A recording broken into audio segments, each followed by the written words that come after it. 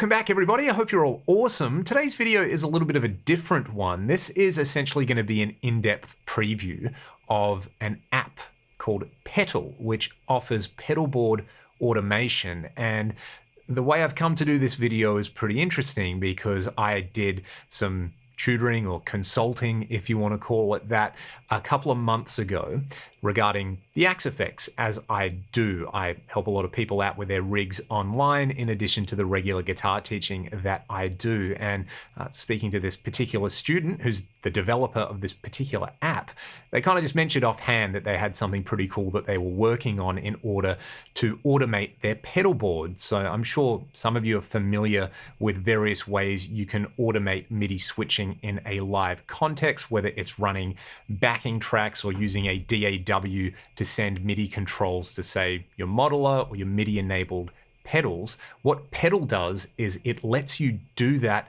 from an iOS device. There is an app which you can run from your Apple device and a small hardware dongle, which I've got right here. This is actually still in development, which is why I'm calling this video a preview. If you are a hardware developer interested in working with these people, check the contact information in the video description. But basically, this connects via Bluetooth to your mobile device, and then you can send MIDI messages out to your pedal board or your modeler, your rack, whatever you want to use it for. It also takes MIDI in as well. So if you want to queue up a song or a set list and activate it with an external sequencer or a MIDI controller, you can do that and then play through the songs totally hands-free. Let's dive in. The app is divided into four main sections. You have your songs section, and then your set list section over here. Set lists are just going to be a collection of songs in order, and the songs allow you to program the automation based on the structure of a song. So for example, this one for Rust, I can set the tempo, the time signature, the number of measures, I can color code sections, I can rename sections, but most importantly, wherever I like on this timeline, I can come in and I can set up something called events. So an event, like if I press this dot right here, is going to send a MIDI message to a particular device. So I can have my events to either send patches or presets. Presets are going to be device specific, and then patches can be a bunch of messages for a bunch of different devices. So if we come down into this section over here called devices, I can set up my different MIDI controllable units, and I can either select between a bunch of pre-programmed units. The selection at the moment is pretty limited, but the idea is to expand this so that most popular units that have pre-programmed MIDI control values will be selectable from here. You can, of course, just set up your own custom devices like I've done for my axe effects. If I go to edit device, I can name it. I've got the brand name in there. I can set up presets and events, but I can go to the control section over here and have a look at the different things that I can control. And the Fractal is really customizable, but I've basically got a bunch of external controllers, the tuner, tap tempo, scene selection, bypass states for just about every block in here, channel selection, super customizable. And then of course I can say to the timeline in a particular song, hey, send a message which selects this function, and I can set that up for the various devices. Patches are really cool though, because if I come in here and say select fuzzy lead, what I can do here is do multiple things at once. So I can sort of like set up presets on a switcher, if you want to think about it like that, but this particular fuzzy lead patch is selecting a fuzz preset on the H90 and then a particular preset on the Strymon Brig. Octafuzz lead turns a drive block on the Fractal to the on state, and it selects this bouquet preset on my H90. I'm going to give you an example of patches in just a little bit, but first I want to play through Rust, and we'll break down after I've played through it what is going on in various sections, but I will annotate everything just so you can see how the app works. So the idea is I come in, I get ready to go, and this can either be per song or in a set list, and I hit play, and what it does is it starts sending out the events in time to my unit. So I'm not playing anything at the moment, but you can see for the intro, it's scene 5 of my FM9, and then it selects scene 1 for the riff. In different sections, it will come through and turn various effects blocks on and off. I'm just going to play through it so you can actually hear it first.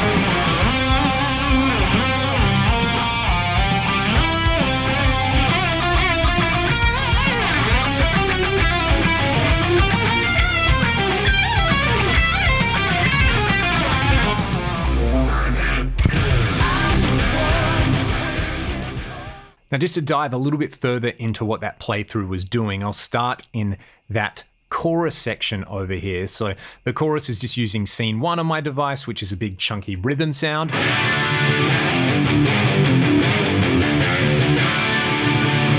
If I come to this event right here called Lo-Fi, it's just selecting scene 5 on there. I can change its location anywhere on the timeline, which is really nice. And another cool thing is if I do change the tempo on here, everything is going to scale. So the events will still be scaled relative to the structure of the song.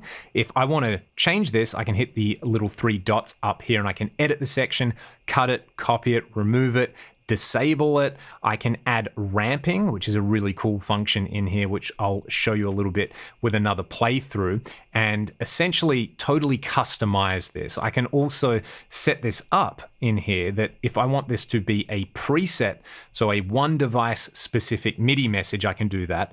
Or if I want it to be a patch, so a combination of MIDI messages to multiple devices, I can set my events up like that. After I kind of play through this lo-fi section, it comes over into a verse where I'm basically just turning on a bunch of effects and then turning them back off. So the ring mod goes on, then it comes off.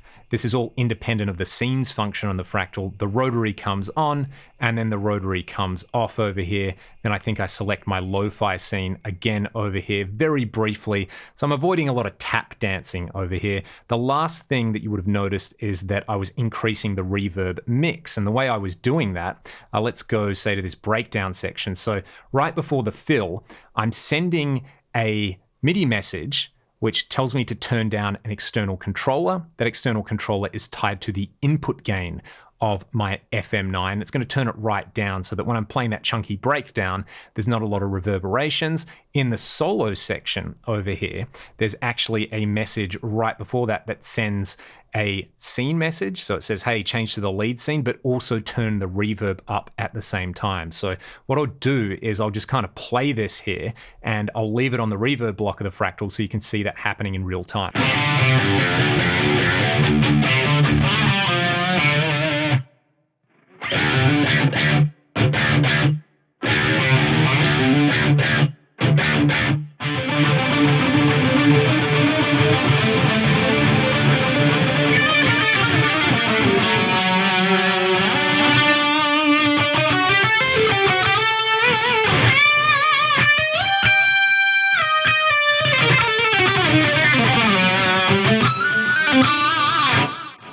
When you're using a single device, using the preset functionality makes a lot of sense, but if you're using multiple devices like the FM3 and the H90 that I'm about to show you, then using patches makes a lot of sense. So I've set up this playthrough over a jam track for a Pink Floyd style song over here, and you can see the first event over here, instead of being a preset, is a patch. And I've just basically set up the timeline so that it changes to various predefined patches over here.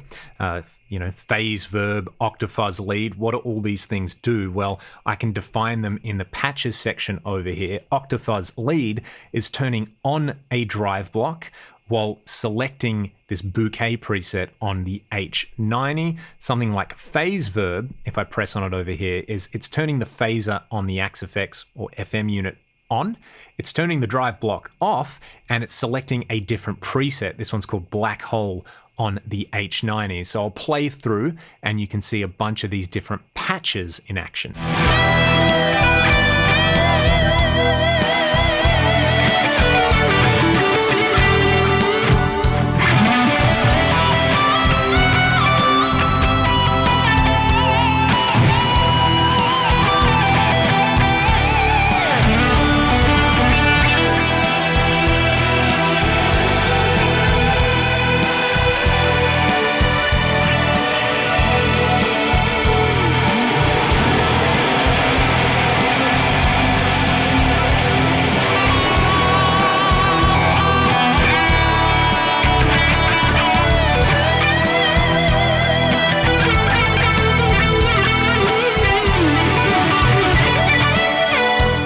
might have noticed during this pink verse section in here that there's two events joined by a line. If I hit the start of it, you can see that I'm defining something called a ramp. So essentially, I set a starting point and a starting CC value, and an end point and an NCC value. So I'm sending this ramp to the external controller 3 on my Fractal. That external controller is attached to the frequency of a filter sweep. So I can sweep from this low CC value to a higher CC value in here.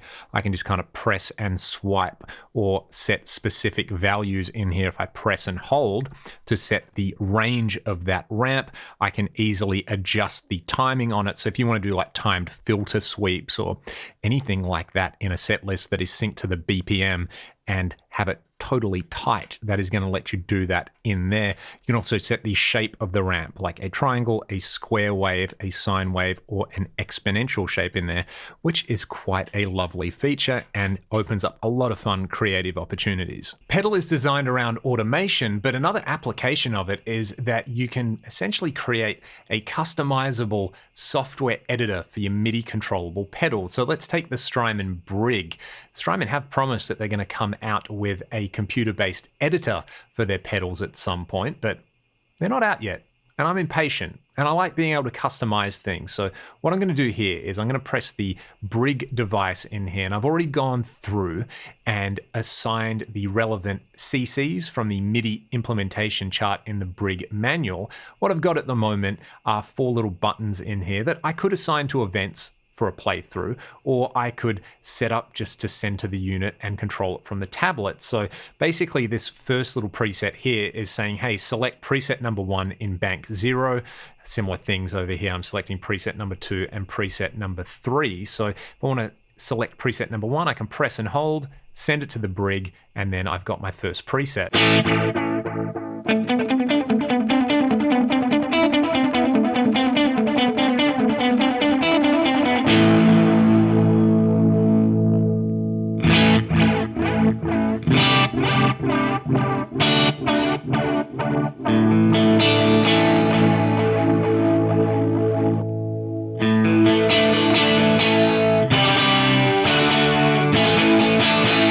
Alternatively, I can set up a preset in Petal with whatever parameters I want to control in here. So let's hit plus over here. This creates a new preset, and I can come through and from the list of available controls for the Brig, assign any of these. So what I'm going to do is hit all controls. So what I can now do is control the bypass state, the tap tempo, the infinite function, the time, filter, repeats, mix, basically everything you can control with knobs on there. So check this out. I'm going to set the mix to around halfway. Similarly with the repeats, the filter, and the time. And then if I just want to tweak those remotely from the touchscreen of my iPad, I can.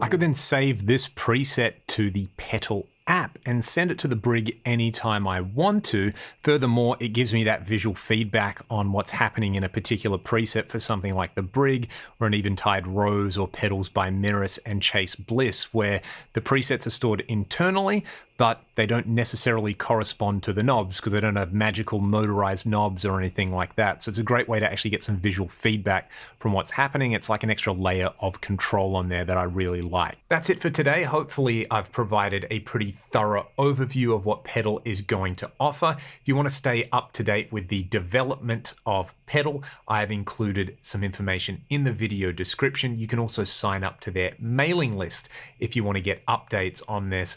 I'm super keen to hear from all of you now. How would you go about using this with your Pedalboard or modeler-based rig? Is it something that would make your life considerably easier, being able to run automation from your phone? And are there features that I didn't cover that you would like to see included in there? Let me know in the comment section below. And again, if you want to support what I'm doing here on the channel, check the video description for a bunch of different ways to do that. Otherwise, have a great day, go and make some greasy guitar noises, and I'll see you next time.